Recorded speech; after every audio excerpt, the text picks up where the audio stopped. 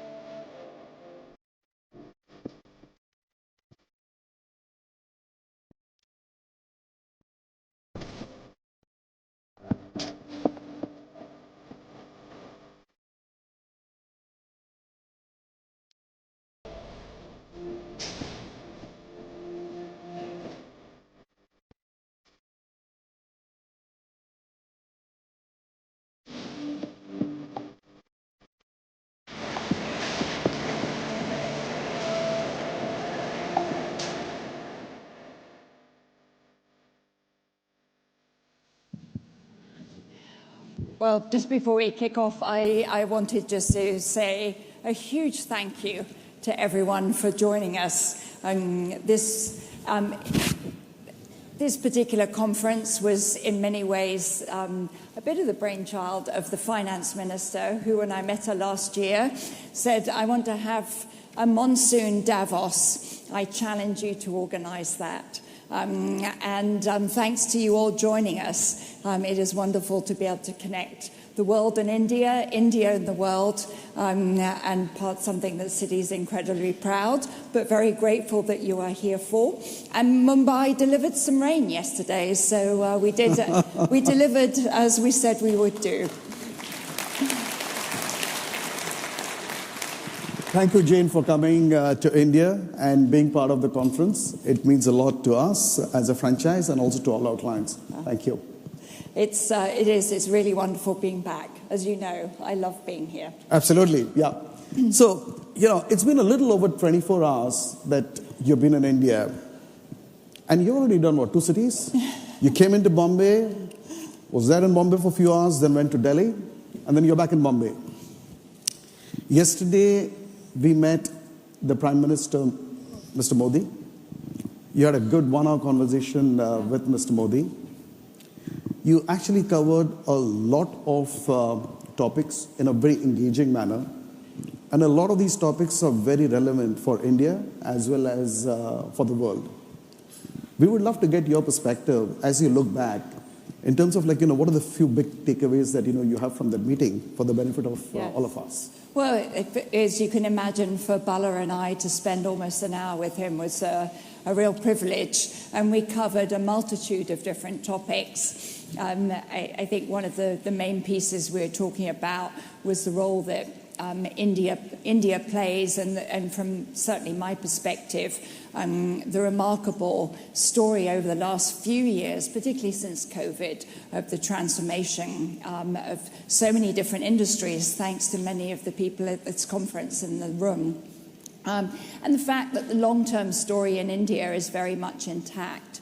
He gave me a couple of very clear messages in terms of the commitment to the reform agenda continuing, the important role that the private sector plays, and the support that he will certainly be continuing to give different industries going forward. We also talked about the huge transformations that's occurred, digitization in particular, what's going on in AI, the role that the big data center builds that are going on here, and the large investments that have been made by Google, Microsoft, AWS. We always talk Foxconn, but there's a lot of other big investments that are happening on the AI infrastructure. And for a country with so much talent in the technology space, there's going to be some pretty exciting things ahead in that application layer, as well as the benefits of the investment. We talked about energy security and a lot of the things the government is doing to help manage through the challenges that have been faced from the Middle East war that's going on, and the situation between the US and the Gulf states and Iran. So a very wide-ranging conversation. But Bala, you were there too. What were some of your takeaways? My main one remains the same, which is, the long-term India story is intact. And so, yep, some short-term headwinds, but I just said to one of the preeminent newspapers here, India's got to stop selling yourself short, guys. Come on.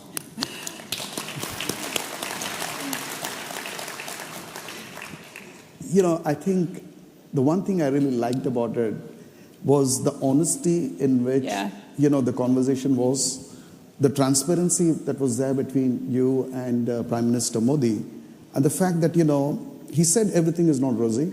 Yeah. There are a few challenges, but then he had a very clear vision and thought in terms of what are the few priorities that the government is focused on. Yeah. You talked about energy security. Clearly, that is something that, the government is super focused on. You talked about digitization. That is something that is very core to his heart. Yeah. And the amount of work that the country has done on that front and the businesses that have been built on top of the India's stack and the way in these people have gone and raised money, this is all credit to the Prime Minister's vision in terms of putting the entire business in place. He's pretty good at execution too. Absolutely. And then also when you talked about your trip across Rajasthan several years back and the glass panes that you saw, and he said that, when he was a young kid, he was always thinking about how to, and he said in Hindi, how to convert Registan to a money-making proposition. And then he went on to explain in terms of how the renewable energy focuses and how that has basically made India self-sufficient from an energy perspective. Yeah. So I think I quite like the vision. I like the transparency. But it's, as you say, gritty and grounded, not highfalutin. That I think you should give everyone confidence and a lot of comfort. Certainly did for me. Yeah. You've been traveling quite a bit, Jane. And I know that you were in France earlier this week. And I know that you'd met President Macron. Yeah. There is a G7 meeting that is happening later this month. And in fact, Prime Minister Modi mentioned that he's going to be part of that G7 meeting. Unfortunately, we are living in a very volatile world. There is a war happening in Europe. There is a war happening in Middle East. Tariff is still overhang that is yet not gone away. So from your perspective, based on your interaction with President Macron and other leaders, what are the big priorities that they are focused on? What are the few things that G7 is going to cover when they meet later in June? I had the privilege of spending some time with President Macron. I asked him what's he hoping to get, because they're the president. They have presidency of the G7 summit, and of course Prime Minister Modi and President Macron are pretty close. I think rightly he will focus the G7 on global imbalances. Right? There are a lot around the world at the moment, and talking about what are we going to do about it. The Middle East will come up within that. Some of the tariff situations, the dynamics between the US and China will be in there. But it's also that broader group of allies together, which I think will bring some balance to the discussion. It's not just the US-China discussions, but it's much more about what else is going on and what else is everyone doing about it. And we had our investor day recently, and I was telling the president, one of the lines our head of markets had down is, in investing, the only free lunch is diversification. And I said, it's not a free lunch, but it's a very important part of what everyone needs to be driving to. And the recent trade agreement between Europe and India may be a point of pride for India, but it's really important for Europe. And so there's a lot that can be done through diversification. And they'll be talking about how to try and make that real, as well as talking about how they try and get the upside from AI, not just the challenges.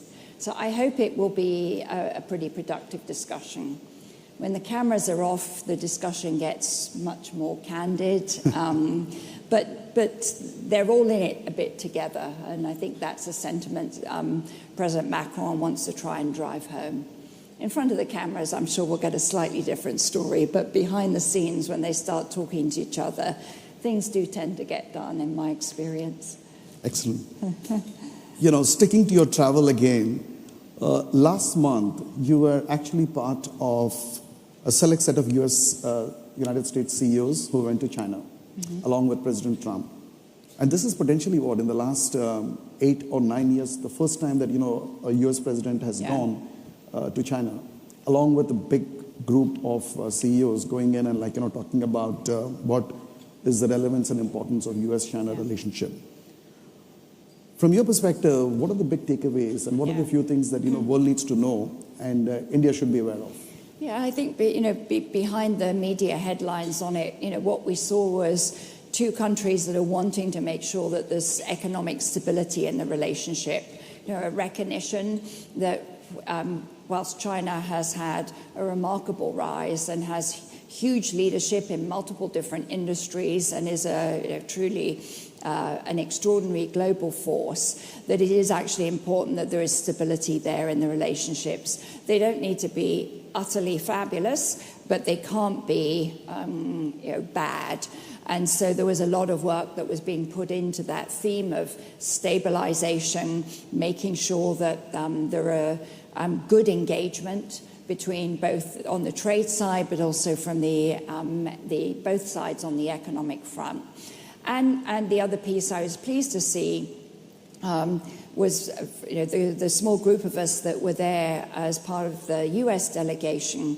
We were very much part of the dialogue. We were in many of the sessions, and there was a recognition that it was fine for American firms to be doing business in China, and there was the support from the administration, which I think is a recognition of the economic interdependence. And that's important for the world, and it goes both ways. There was no shying away from some of the differences, but they weren't ones that were a source of economic tension, as opposed to more of how do we live with them and keep going.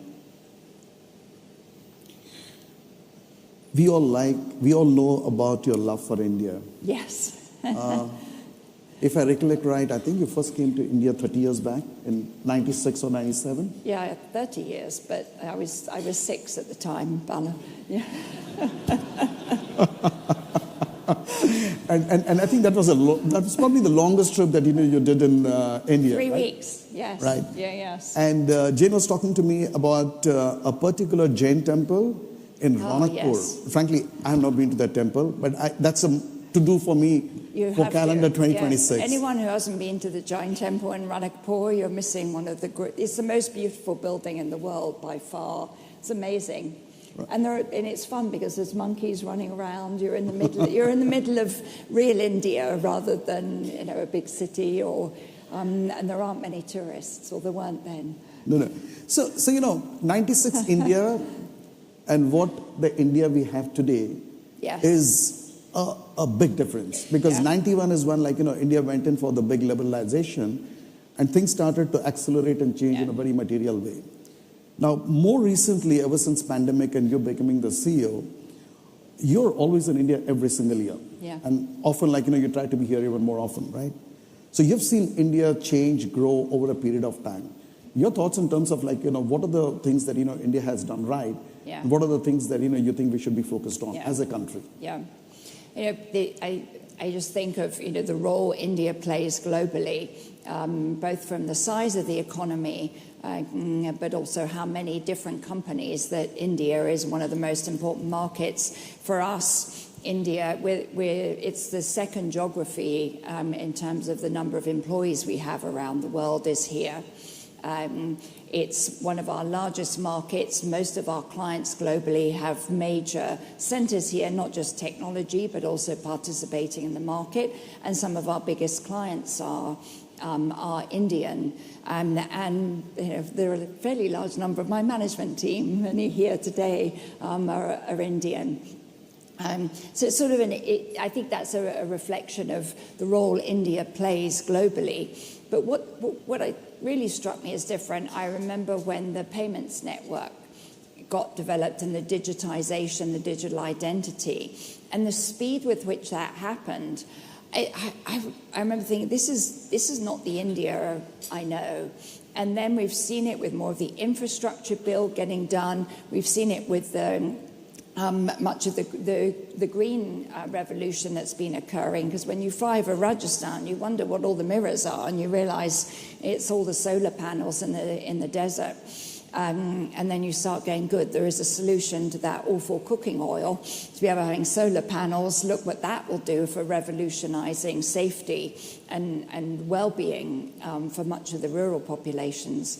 And so there was this sense of a different India, still complicated, right? There's still work to be done on complexity.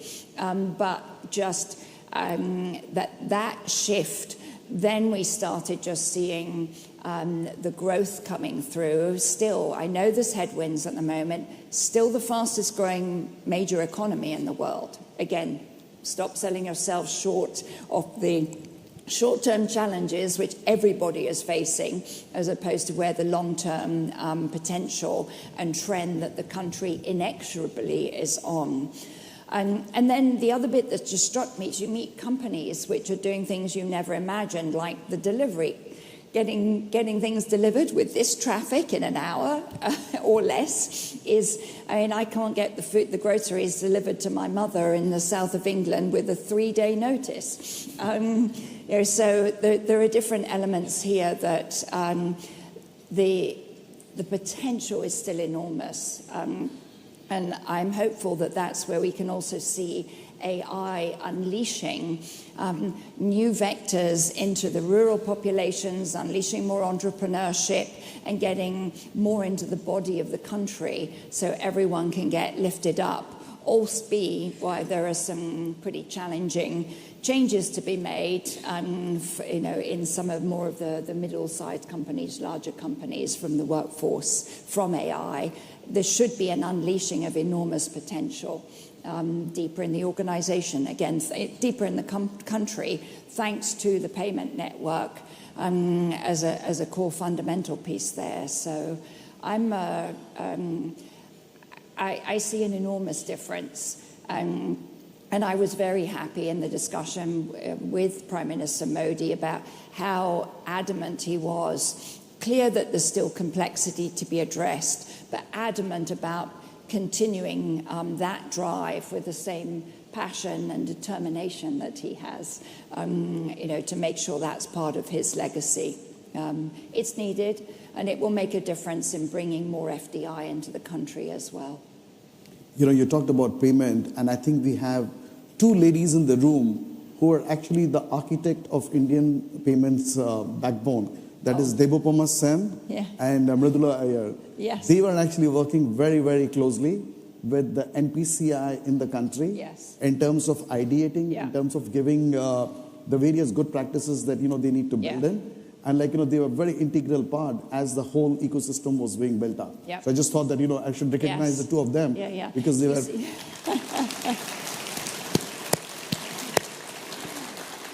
I can see Debo's looking embarrassed. It's not just the tech firms that have some of their leading lights that are Indian, but the financial sector has too. Absolutely. So, coming to Citi in India, it's been 3 years since we exited retail business. Yeah. And your vision was very clear that, we need to double down on the institutional business. Yeah. And I think if I have to look at the report card as of March 25, which is our financial year end, because the March 26 results are still going to be out in the next 30, 45 days, I just look at three numbers, right? Yeah. Our size of business in terms of balance sheet has grown by 20%. Our top line revenues have grown by 30%. And our net income has grown by 35%. And that's including that's versus where we were when we owned the consumer exactly. business, right? Yes. The numbers that I talked about is standalone institutional business number, but I'm comparing it to the combined institutional retail.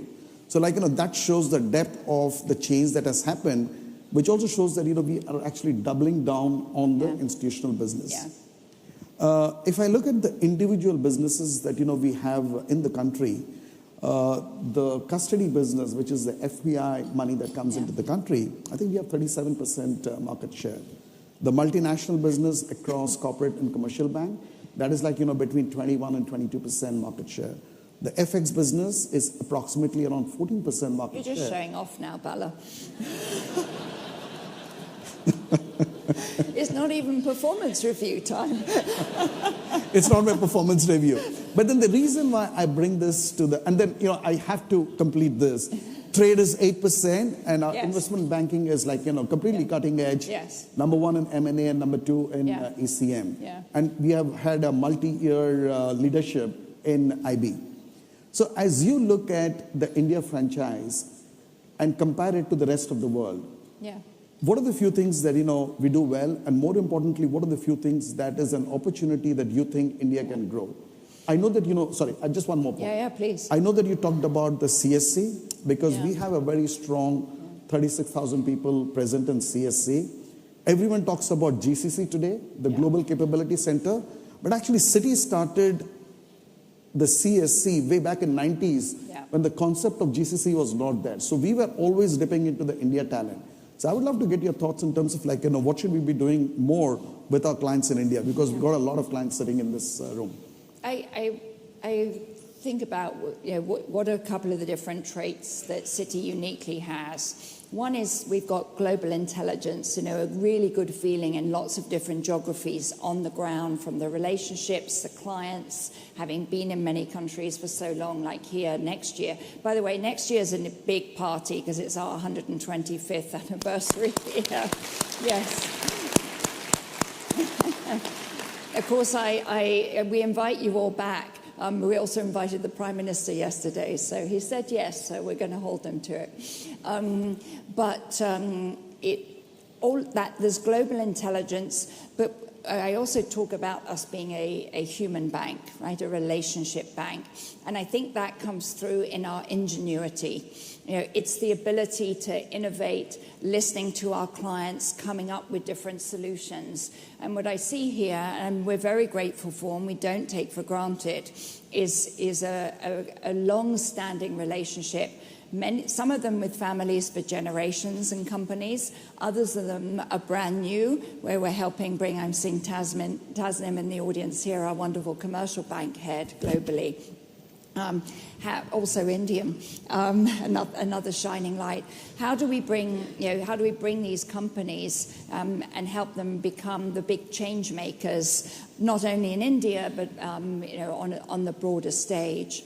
And that's what we do uniquely. But it requires this culture of relationships and being a human bank. It requires innovation, ingenuity, willing to be bold. Also a bit of hungry. We want to crush our competition. And make sure that we're truly competitive and the client's first call. So I think we've got a lot of good foundations here. But what really the measure of our success is making you successful. It's not internal ones. So the benchmark that Ernesto and I always use when we're looking at countries and at client bases, are we making our clients successful? Do our clients believe that we are there helping them, telling them no, and not necessarily giving them the easy answer?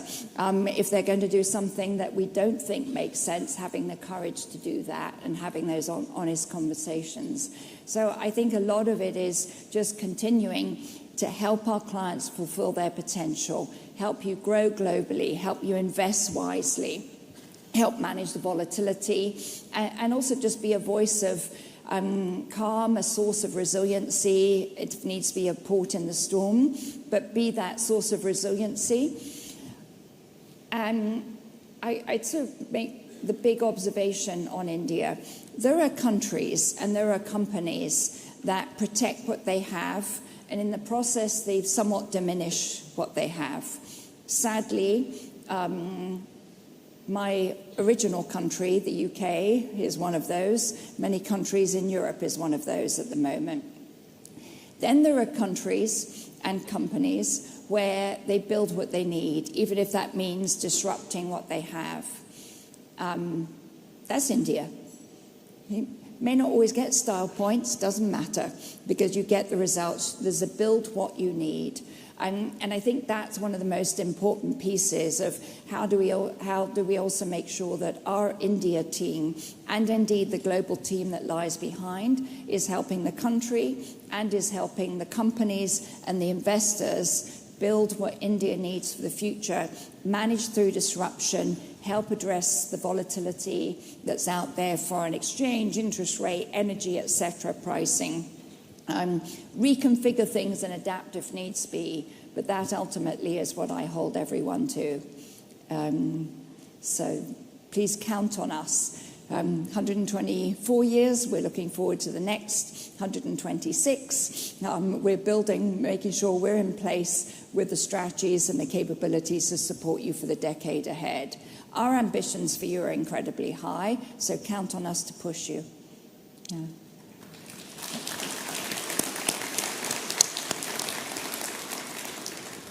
You talked about the strategy from an India perspective, but then you embarked on a transformation journey back in 2023. It's been a little over 2 years that, we have been on the transformation journey.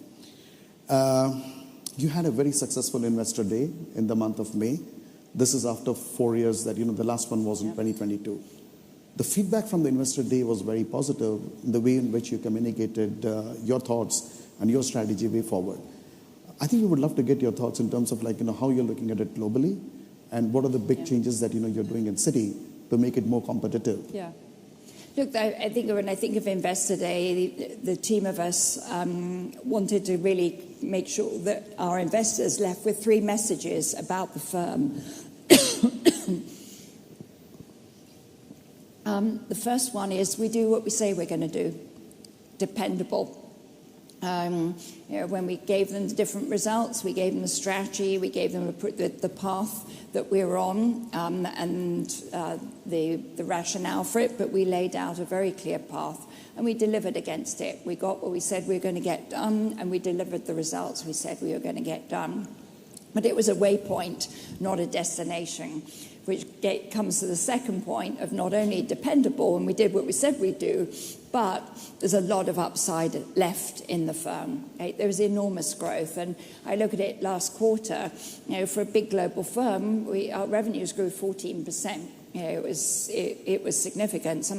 4 of our 5 businesses had double-digit growth, positive operating leverage. Net income was up over 40%. And improving returns. But we're only part way to both the growth potential that we see, as well as the higher returns that we intend to be delivering.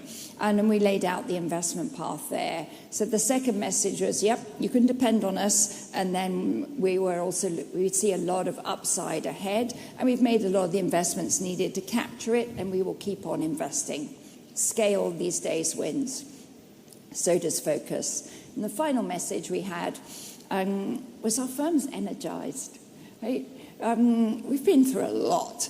I always say women are good at multitasking. Well, my goodness, can Citi multitask? Because we divested a number of businesses, as we talked about, and the consumer internationally. We reorganized the bank and flattened the organization, speeded up decision-making and reorganized the different units. We modernized our infrastructure, we addressed our regulatory issues, and we grew. That's a lot of things to do at the same time. But now I think the firm, we know we can do hard things, but we're really excited to grow the firm that we have become. There is a new Citi. There's an energy about that. We're proud, but we're excited about the future. And as I say, how do we define that future? Making sure you're successful. Any other metrics, irrelevant. Our financial results will come from doing that well. Just sticking on to that Investor Day point, the one word that was repeated several times during the Investor Day was the power of network. Yeah. And I think that's a big differentiator for the firm. I know that, you really believe it.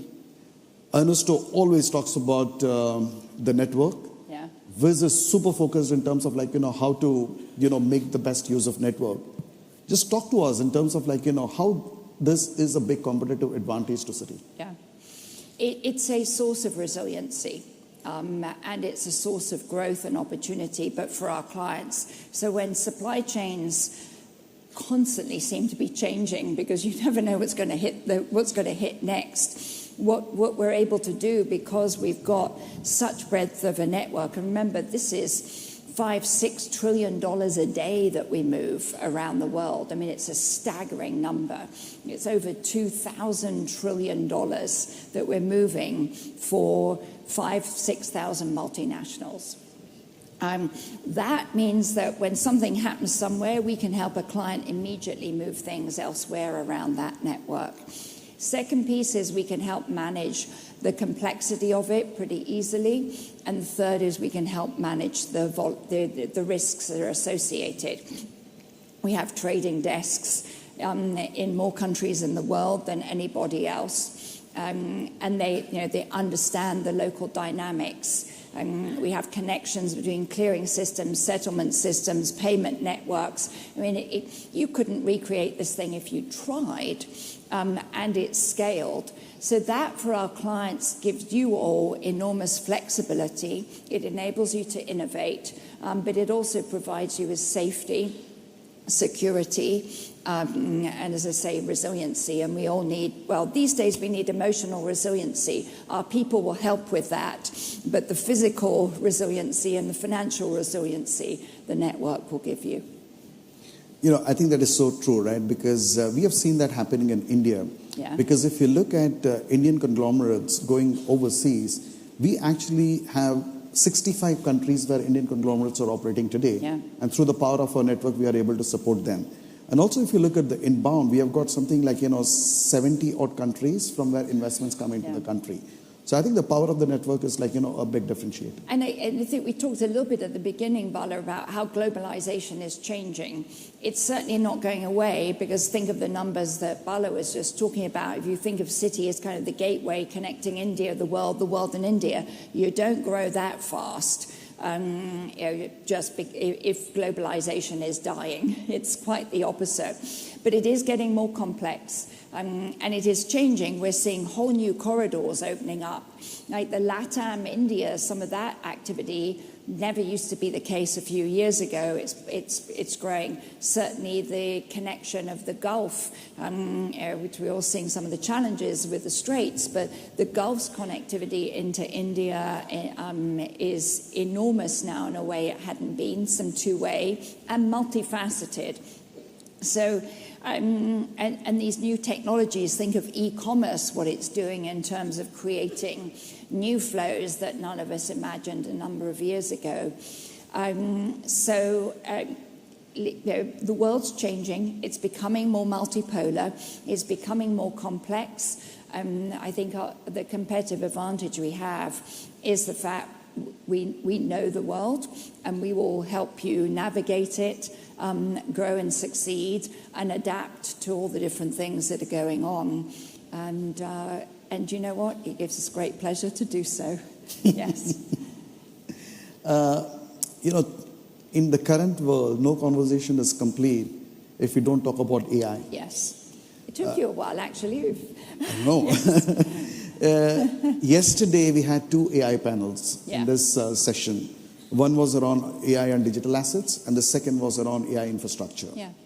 And I also have to tell you this, I'm going a little off the script.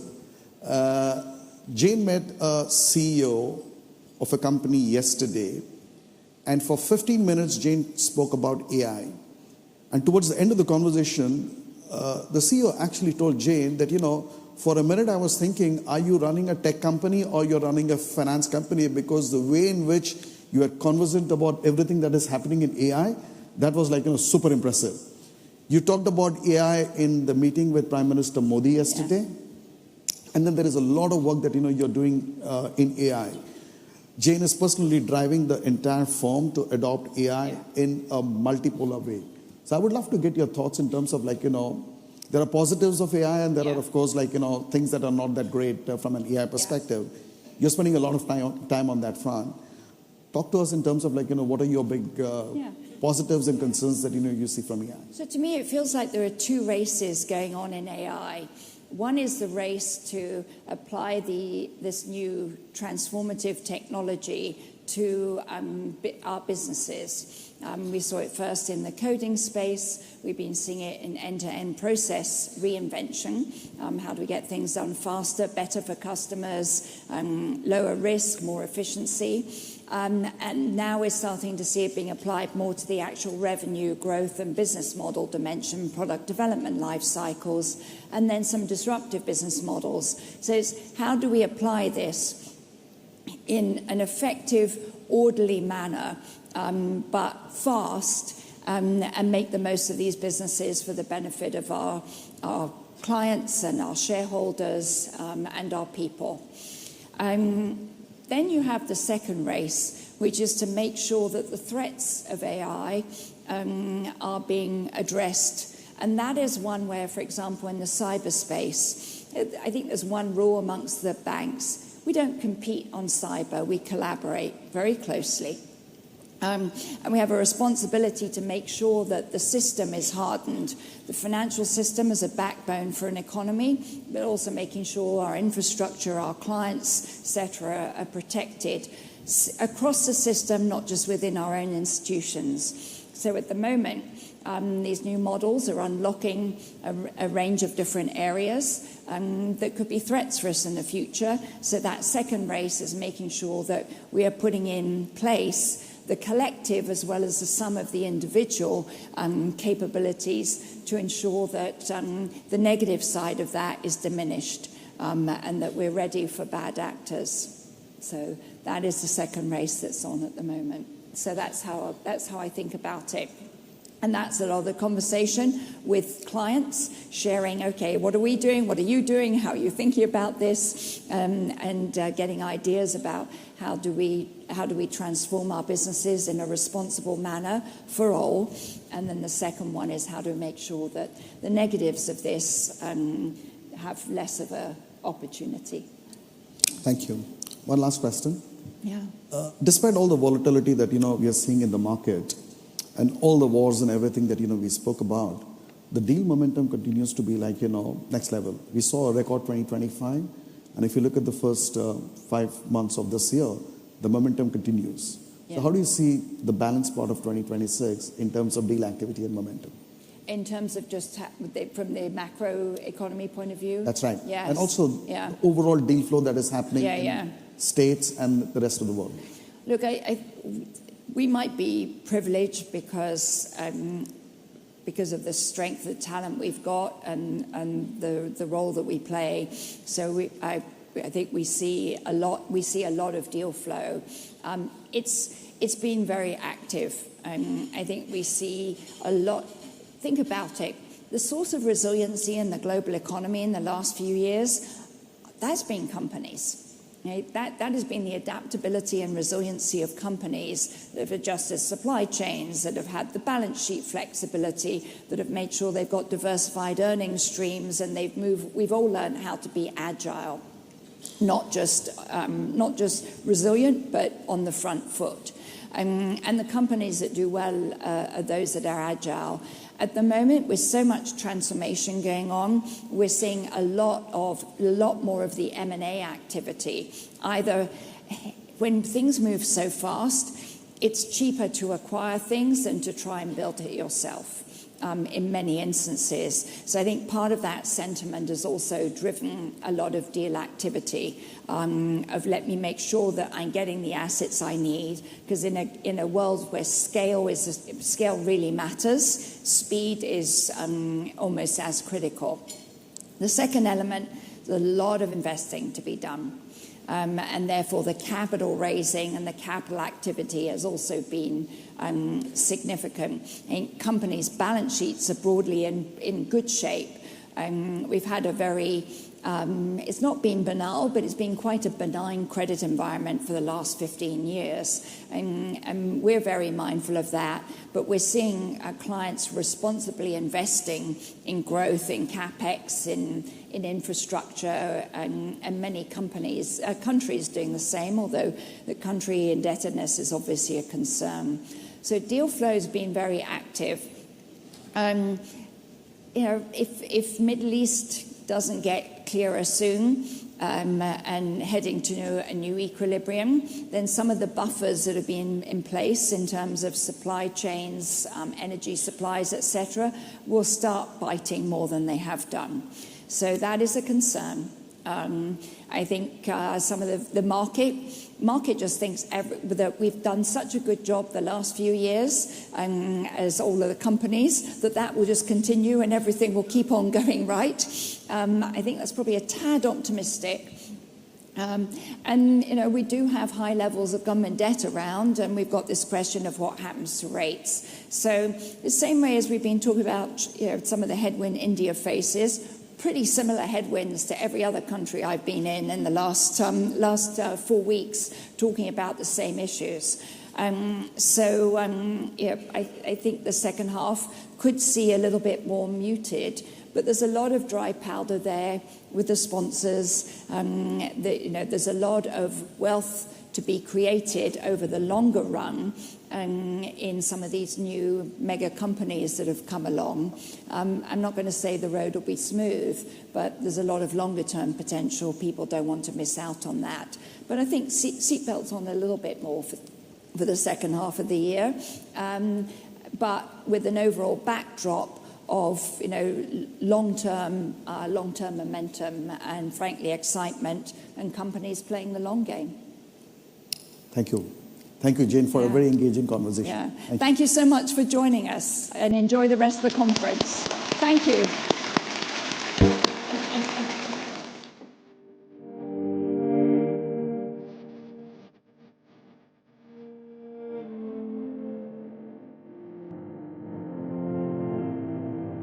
Thank you, Jane and Bala, for your candor, your time, and for re-emphasizing Citi's continued commitment to India. Distinguished guests, ladies and gentlemen, it is my great honor to introduce Shri Piyush Goyal,